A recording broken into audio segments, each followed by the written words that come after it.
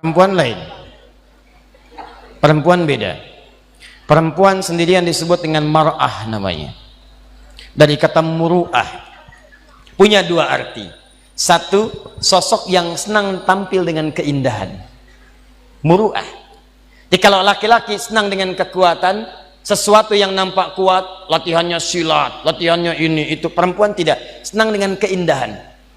Anda mau berangkat ke kantor, ada sebagian tidak tersetrika, Anda biasa, tapi kelihatan istri, papa ganti, setrika dulu. Anda berangkat ke masjid pakai pakaian biasa saja, perempuan ikut pengajian seragam, arisan beda, penampilan lain. Bahkan kadang-kadang sebelum berangkat nanya dulu kepada Anda untuk minta pendapat. Papa, besok pengajian Ustadz Adi, kira-kira gaunnya yang mana ya? Yang hijau atau yang biru? Oh.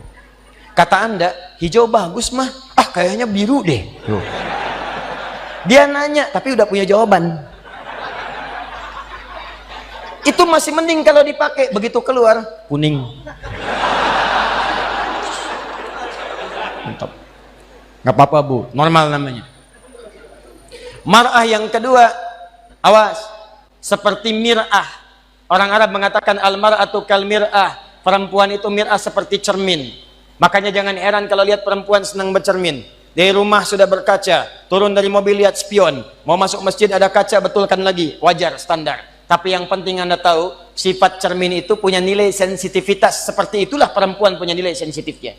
Misal, Anda punya cermin, Anda hancurkan, lempar dengan batu, pecah. Apakah bisa disusun lagi?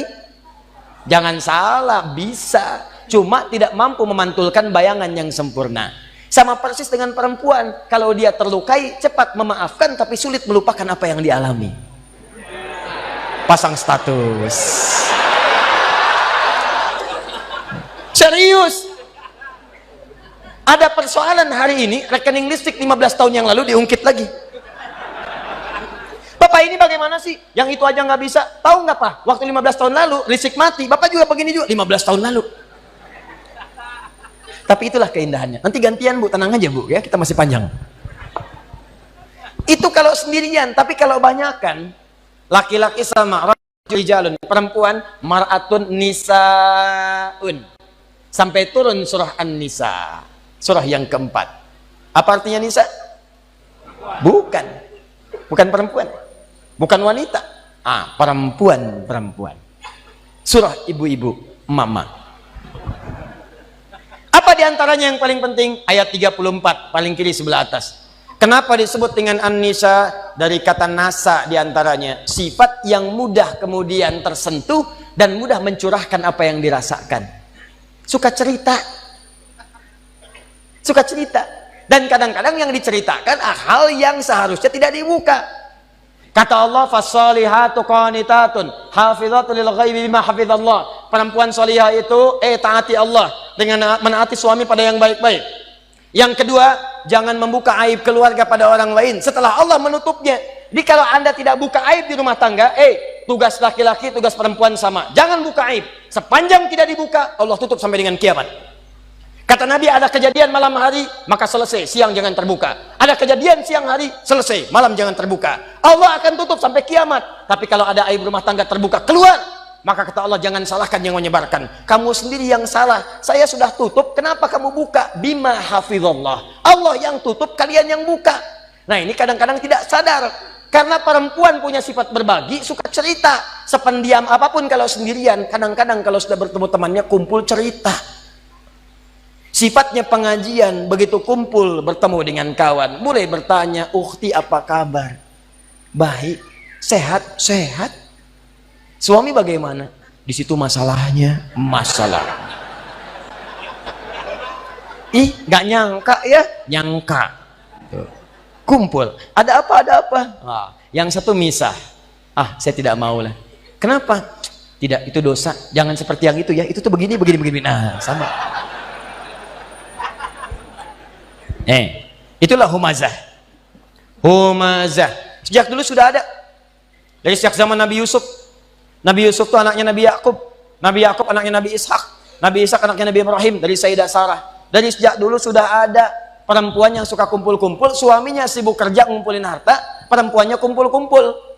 Saking kumpulnya itu sibuk membicarakan orang lain. Ada yang ganteng dibicarain, Nabi Yusuf ganteng dibicarain. Iya ya, ganteng-ganteng Nabi ya. Iya, orang sekarang ganteng-ganteng serigala.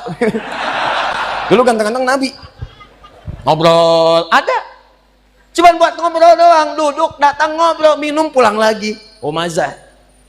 Jeng, bagaimana bisnis suami? Begini. Ih, kok cuman segitu ya? Kita mah kemarin dapatnya suami lumayan loh, 10 kali lipat dari yang kamu dapatkan. Cuman gitu doang. Humazah. Alladzi jama'a mala wa 'addada, yang suaminya sibuk cuman ngumpulin harta dunia saja, nggak pernah mikir akhirat. Bekal akhirat nggak ada. Nanti kita akan lihat apa bekal akhirat. Nggak pernah mikir, yang penting dunia, dunia, dunia, dunia, dunia. Kerja, harta, rumah, mobil, uang, dolar, semua kumpulkan. Maka yang seperti itu kata Allah, kamu mesti ingat ya, orang yang sudah berpikir begitu saat di dunia, saya akan siapkan neraka paling spesial saat di akhirat. Namanya Hutamah. Neraka Hutamah ini beda dengan neraka biasa. Cara disiksanya, maaf sekali, diikat.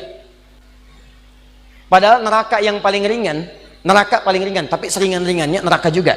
Ya, seringan-ringannya neraka. Jangan coba-coba nih. Ya. Itu ada di Quran surah keempat ayat 56 paling kanan sebelah atas. Itu yang paling ringan di neraka. Innalladzina kafaru biayatina sawfa nuslihim nara. Orang-orang yang ingkar kepada ayat-ayat kami, nanti kami masukkan ke neraka. Paling ringan kami tarik ubun-ubunnya. Nusli, kami celupkan ke dalam api neraka. Dicelup, kayak bikin teh celup. Teh celup itu kan naikkan, turunkan, naik, turun, naik, turun, naik. Jadi ada orang yang paling ringan masuk neraka, ditarik ubun-ubunnya, kemudian dimasukkan ke neraka, celupkan. Begitu dicelupkan, hancur semua, angkat lagi. Ya kullama nadijat juluduhum baddalnakum juludan ghairaha. Begitu hancur, diangkat sembuh lagi. Hancur, angkat sembuh lagi. Hancur, sembuh lagi. Sekali celup, 1 harinya 1000 tahun. 1 detiknya 48 hari. Kalau pengen coba silakan aja. Tapi diinfokan supaya kita jauhi. Cuma ini nggak diikat, artinya apa? Begitu dicelupkan dia merontak, masih bisa bergerak. Cuman tidak bisa mengelak. Tapi neraka yang ini, bagi ahli dunia yang nggak pernah mikir akhirat, dia tidak akan pernah bergerak sedikit pun. Karena Allah akan mengikatnya. Fi amadim mumaddadah. Jadi bukan begini, tapi diikat begini. Cara untuk menghukumnya, dibakar dari ujung kaki sampai otak yang paling dalam. Cara membakarnya, kalau mau diilustrasikan, dilas sampai matang dalamnya.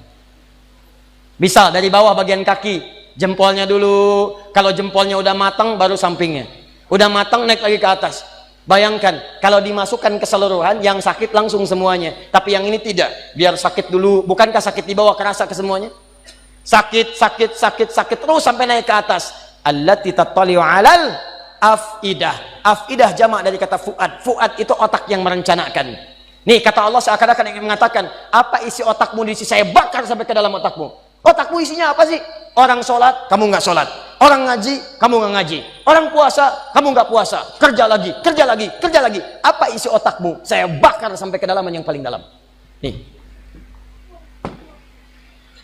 Awas, hati-hati. Dan sifatnya muqsadah. Muqsadah itu sudah mengintai. Jadi kalau ada orang bercita-cita cuma dunia saja, itu nerakanya sudah ngintai. Nih dia teman saya nanti nih. Paham? Ini bagian yang pertama. Karena itu saya ingin ajak Anda semua, jangan cukupkan hidup kita visinya cuma sampai di sini. Contoh paling gampang ya, paling gampang. Kuliah hanya untuk dapat ijazah, itu dunia. Kuliah hanya untuk dapat kerja, dunia. Nikah hanya untuk bisa mengeluarkan hasrat seksual, dunia. Dapat handphone hanya untuk pasang status, dunia. Maaf, dapat pakaian hanya untuk tampil mewah gaya, itu dunia. Kalau Anda ingin siapkan sampai bekal yang terakhir, dan ini bagian akhir pembahasan kita, Ustadz, saya tahu saya akan meninggalkan dunia. Saya pengennya semua bekal saya bisa dibawa ke alam kubur sampai dengan ke akhirat. Bagaimana caranya? Bahkan kalau Anda berhasil menyiapkan cara ini, jangankan sampai ke akhirat, Anda meninggalkan dunia, langsung disambut langsung oleh Allah melalui nikmat-nikmat di alam kubur yang lebih banyak daripada nikmat dunia. Yang kalau Anda dapatkan nikmat di sini, ini belum ke akhirat. Anda punya bekal akhirat di alam kubur sudah dimuliakan. Dunianya ditinggalkan, tapi Allah berikan nikmat akhiratnya dan diberikan pendahuluan di alam kuburnya. Saking dahsyatnya, ada di antara mereka, kata Allah, yang kalau bisa, artinya nggak bisa. Kalau mereka mampu, mereka akan balik lagi kepada keluarga yang sedang nangis, yang sedang sedih. Kata mereka, kalian jangan nangis ya, jangan sedih, jangan takut. Kalau bisa, cepat ke sini. Di sini lebih enak daripada di situ. Silahkan lihat anak-anak Palestina. Sekali-kali perhatikanlah mereka. 4 tahun, 5 tahun, tiba-tiba ada yang wafat di antara mereka. Lihat wajahnya. Apakah ada wafat di antara mereka yang wajahnya sedih? Tidak. Senyum, bira. Perhatikan jika seseorang wafat, maka keluarganya, Allahu Akbar, ada yang memberikan manisan, ada yang memberikan gula-gula, dan mengatakan Alhamdulillah, mereka sudah menerima janji Allah. Tinggal kami.